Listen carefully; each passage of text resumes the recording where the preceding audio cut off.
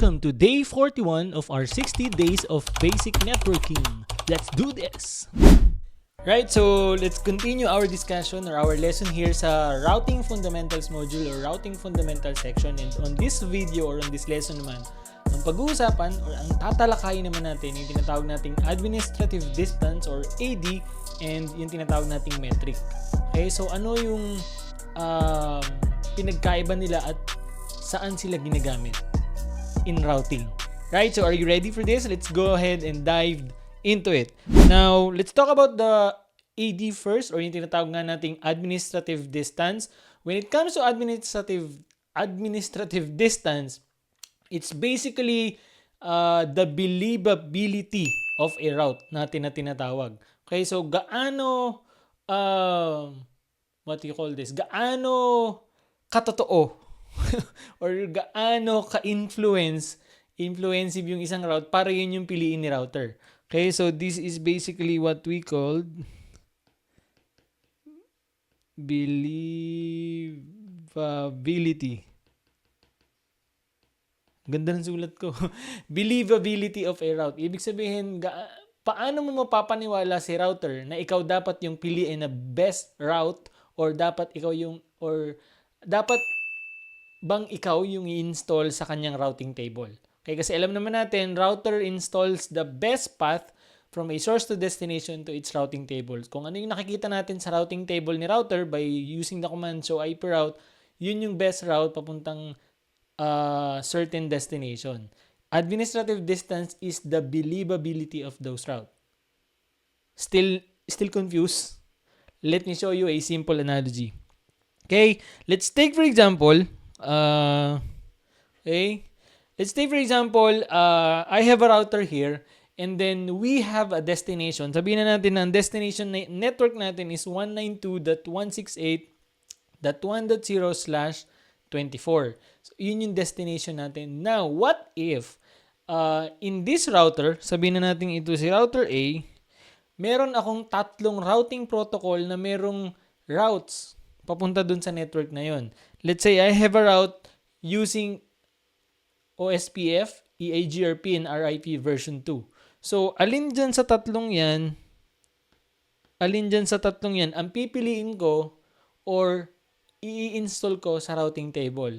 This is where yung tinatawag nga natin na believability of a route comes in, which is the administrative distance. So, every routing protocol has their own default administrative distance. At lahat yon alam or kumbaga understand by a router. Ibig sabihin, kapag nakita niya, ay, meron akong way or merong path from going to 192.168.1.0/24 via OSPF, meron ding way via EAGRP, meron ding way via RIP version 2. So, ako yung router, knowing the administrative distance of those routing protocols, ang pipiliin ko is yung may pinakamababa na administrative distance. So take note of this. Ang pinipili ni router when it comes to administrative distance is yung routing protocol na mayroong pinakamababang administrative distance or pinakamababang AD. The lowest, the best. Like STP, di ba? So ganun din. May pinakamababang ko, so yun yung pinipili. Pero we're on routing here. So in AD or in administrative distance, kung ano yung routes na may pinakamababang AD, yun yung pinipili ni router. And then kada routing protocol like this, OSPF, EAGRP, RIP version 2, they have their default administrative distance. So ano yung mga yon? Here you go. Itong table na nakikita nyo on your screen basically tells us kung ano yung mga default AD or default administrative distance ng kada routing protocol or kada routes na pwedeng ma-install sa routing table ng mga routers natin. So as you can see here, we have directly connected kasi nga they are directly connected or physically connected sa isa't isa. Yun na yung pinakamababa. 0 yun kasi they are on the same network and then they are directly connected to each other. Diba? So 0 yung believability niya. Ibig sabihin, siya yung kapanipaniwala sa lahat ng mga routes. Make sense? Now, static routes, since it's manually configured, yung AD niya or administrative distance niya is 1. So, next, kumbaga, kung may mga rango yan, ang pinaka-God is yung directly connected. Tapos yung alalay ng God is basically the static routes. Kasi one siya. And then the other dynamic routing protocols that we have for CCNA or for our networks is the EIGRP. Ang administrative distance niya by default is 90. And then we also have OSPF 110. And then we also have RIP 120. So hindi na natin sinama yung iba. Okay, pero you're getting the point here. Kada routing protocol, they have their own administrative distance by default. Okay? Let's take for example, so sa example or dun sa analogy natin kanina, we have three ways or three routing protocols going to 192.168.1.0/24. Ito yung destination natin, right? And then, as we can see on the table, we have EIGRP having the lowest administrative distance. Kasi si EIGRP, 90 yung kanya eh. Right? Si OSPF, 110. And then si RIP, 120. So sabi nga natin, the lowest, the better.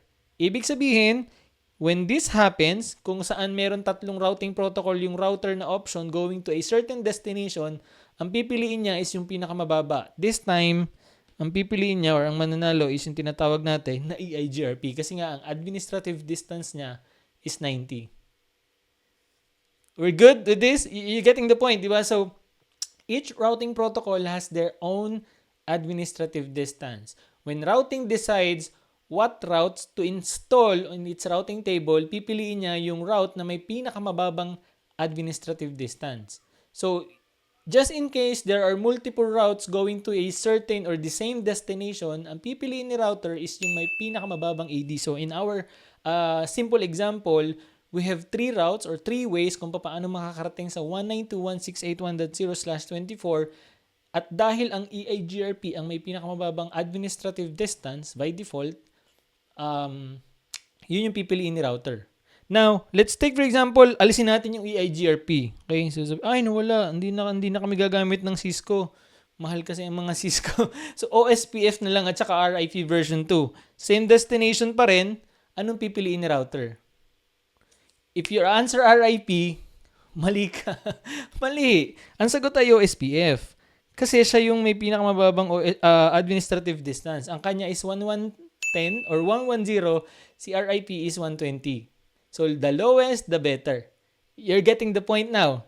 Good. Now, let's move on naman yung tinatawag nating metric. Okay? So, let's talk about the metric. The metric naman is, kumbaga, it happens na, for example, in our analogy, meron pa rin tayong route going to 192.168.1.0/24. Pero instead na different routing protocols or instead na iba't ibang routing protocols yung nandun sa router natin, let's take for example, we have only RIP. Diba? So kung makikita mo, ang administrative distance lang ni RIP ay 120. Now, kung administrative distance ang deciding factor, paano mangyayari? Di ba? Lahat yan RIP. Ibig sabihin ba, lahat is padadaanan ni router going to its destination na 192.168.1.0/24? Maglo-load balance ba siya? No. We have the term called metric, which is just the tiebreaker, kumbaga, when it comes to same routing protocol. So, kada routing protocol, meron din silang kanya-kanyang metric na ginagamit in deciding which of that path or which of that way is the fastest way going to that destination. So, in our example, we have 3 RIP configured on our router. For example, sabihin na natin tatlo yung interfaces niya. Lahat sila may way papunta sa 192.168.1.0/24. Ang pipiliin ni router is yung may pinaka-lower or pinaka-lowest hop counts. Si RIP, gumagamit siya ng hop count as its metric. Ibig sabihin ng hop count kung ilang talon from the word hop or kung ilang network yung dinaanan niya from the source to destination. Okay? So, kada routing protocol may kanya-kanya silang metric. Ito naman yon. Okay, nawala. Ito naman yon. So, routing protocol, like for example, si RIP, gumagamit siya ng hop count, which is yun nga yung kada network na dinaanan niya from the source to destination. And then si EIGRP, gumagamit naman siya ng bandwidth and delay. And then si OSPF, cost naman yung ginagamit niya. Okay, so kanya-kanya sila. Now, for example, lahat ito ay EIGRP. Okay, kasi kanina RIP tayo, di ba? Ulit-ulit. Huwag muna nating gawing EIGRP. Hindi ko pa na-explain ng ayos. Now, di ba meron tayong tatlong RIP? So, itong isa, sabihin na nating 5 half counts. Itong isa, 7 half counts. Itong isa, sabihin nating 10 half counts. So, given na si metric or si RIP is using a half count as its metric, sino ang pipiliin ni router para makarating sa ating destination na 192.168.1.0/24? So again, the lower the better in terms of administrative distance in metric. Di ba? So, ibig sabihin 5 hops going on this side, 7 hops going on this side, 10 hops going on this side. So, the lower the better, meaning RIP or the router will install the routes going on this direction or this specific. Kasi 5 hops away lang siya dun sa destination natin eh. Itong isa 7 hops, itong isa 10 hops. 'Di ba? So hop count, binibilang niya yung hops or hop count kung ilan, and then the lower the better in terms of RIP. 'Di ba? Now in EIGRP, iba yung metric niya. It uses bandwidth and delay. So kasama doon yung delay nung interface as well as yung bandwidth or yung speed ng interface natin kung gaano siya kabilis. Kahit sabihin natin na 5 hops lang siya, 'di ba? Si RIP gumagamit siya ng hops. Now, in EIGRP wala siyang pakialam sa hops. Okay, kahit 10 hops pa 'yan, pero ang bandwidth naman ng interface is 1 gigabit per second, mas pipiliin niya 'yun kasi mas mabilis siyang makakarating doon.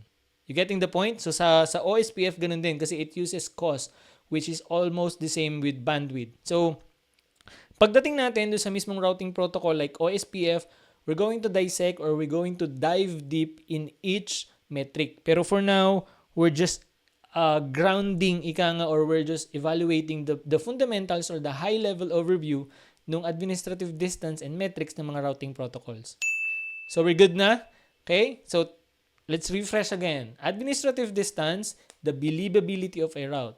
It is being used by a router when different routing protocols or different routes is being installed in its routing table. The lower, the better. So, kanya-kanyang routing protocol may kanya-kanyang administrative distance. Now, there are certain scenarios na there are the same routing protocol or the same routes going to the same destination. So, the same routing protocol pero different ways, ika nga. Ang mangyayari naman is it's deciding via metrics. So, kanya-kanyang routing protocol may kanya-kanya ring metrics. RIP uses hop count, pababaan siya ng hop count. And then EIGRP uses bandwidth and delay, and then OSPF uses cost. So we're good with this. Right now, let's go into deeper example para talagang mas nagets at mas maintindihan mo pa. Right? So, again, this is just a reminder. Okay? So, every routing protocol has their own default administrative distance, and every routing protocol has their own metrics being used when calculating the best path possible from a source to destination. Let's give an example. Okay, so for example, ang source natin, as you can see in our network diagram, pinasimple na lang natin to. Okay, so letter D yung nasa baba. Wait lang. Okay. Baba ko ng konti yung camera. Yan, so kita mo naman na. Right? So, so we have 5 routers in our diagram right now, A, B, C, D, and E. Right? So, ang source natin, let's say for example, we have source A going to destination natin na router D. So, from router A going to router D. Let's say for example, ang pinag-uusapan natin dito is from router A in terms of administrative distance. Diba? So, here, via AD, kung ang naka-install sa kanyang lahat, alisin na muna natin yung directly at saka static route. Kasi, ano naman yan, hindi naman sila dynamic routing eh. Isa pa, manually configure dyan. Let's for example, we have EIGRP, OSPF, and RIP. On router A going to router D. Right? Alin ang pipiliin ni router? Again, administrative distance, the lower the better. So, ibig sabihin, pipiliin niya si EIGRP. Going from router A to router D. Now, in terms of metrics, let's say for example, lahat yan may naka-configure na RIP. So, RIP version 2 for example. So, sila lahat ay RIP. 'Diba? So, since si RIP is using hop count in its metrics, bibilangin niya yung kung ilang hops. 'Diba? So, from router A going to router D via router E, 'diba? So, 1, 2, 1, 2, 3. 3 hops dito, 'di ba? So from router A via router B, we have 1, 2, 3, 4. So we have 4 hops naman here, right? So 4 hops. Now, kung RIP yung way natin or kung RIP yung routing protocols natin, what do you think will be chosen or which way? 'Di ba? It's via router E kasi 3 hops lang siya eh. 3 hops away. The lower, the better. Now, kung EIGRP, ang pinagpipilian naman natin dito is, ang titingnan naman niya, bandwidth and delay. So, gaano ba kabilis yung mga interfaces or ano yung speed ng mga interfaces natin when it comes to those routers. So, wala siyang pakialam sa hop. Kung si RIP, tinitingnan niya yung hops, si EIGRP, wala siyang pakialam kung gaano karaming hops. Ang tinitingnan niya is kung gaano kabilis or ka-powerful yung mga interfaces, speed or yung bandwidth ng mga interfaces at saka yung delay. Let's take for example, ang speed nito ay 1 gigabit, 1 gigabit, 1 gigabit. Now this one, sabihin natin 100 Mbps lang to. Tapos ito ay 100 Mbps din dito. So even if this one is 2 hops away, di ba? 3 hops away via RIP kung gagamitin, pero mabagal siya. Dito, kung dito ka dadaan via RIP, lahat yan 1 gigabit link. Ibig sabihin, mas pipiliin niya yun. Di ba? So, sa EIGRP, kung alin yung may pinakamabilis na link or pinakamabilis na bandwidth from source to destination. Kahit pa 2 hops lang dito sa baba, kung mabagal naman yung mga links or mga interfaces or yung bandwidth ng mga interfaces na hindi niya pipiliin. Now, when we compare EIGRP to RIP, si RIP wala siyang pakialam kahit mabilis yung link na yun. Ito for example, yung sa taas. Kahit pa lahat ng link na yun ay 1 gigabit interface, wala siyang pakialam. Hops lang kasi ang tinitingnan niya eh. Mas mabilis siyang makakarating dito sa baba kasi 3 hops lang to. You getting the point? Di ba? So, RIP checking only the hop counts. While EIGRP uses bandwidth and delay. Si OSPF almost the same lang din kasi yung cost niya is also using the bandwidth or the speed of the interface when calculating the metric. Okay? So hindi natin idadissect masyado yung metrics ni OSPF as well as ni EIGRP at saka ni RIP kasi we've already discussed that or nandun sila sa mismong topics nila. Like for example, you can check our topics with RIP dun sa RIP section natin sa bonuses as well as yung EIGRP dun sa bonuses.